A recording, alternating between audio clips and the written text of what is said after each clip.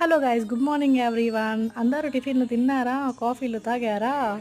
So ఈరోజు మీకు ఒక చిన్న రెసిపీ చెప్తాను. అది వచ్చేసి వెల్లుల్లి కారం. సో ఎల్లిగడ్డ, కారం, ఉప్పు, సరిపడ జీలకర్ర వేసుకొని మిక్సీ పట్టుకుంటే అంతే, సింపుల్.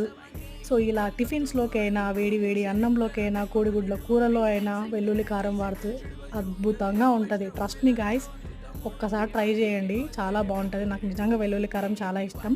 సో అలా నేనైతే పెసర దోశ వేసుకుంటున్నాను. నార్మల్ దోశ కంటే ఇలా పెసర దోశ వేసుకొని తింటే చాలా హెల్త్కి చాలా మంచిది అనమాట.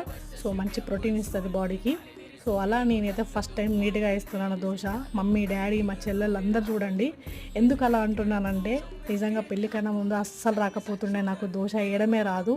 కానీ పెళ్ళి తర్వాత అన్ని పనులు చక్కగా నేర్చుకున్నాను, అన్నిట్లో ముందున్నా అని ఇప్పుడు ప్రూవ్ చేసుకున్నాను. So proud of myself. మనిషి అనుకుంటే నిజంగా ఏదైనా సాధించగలుగుతారు. Bye guys.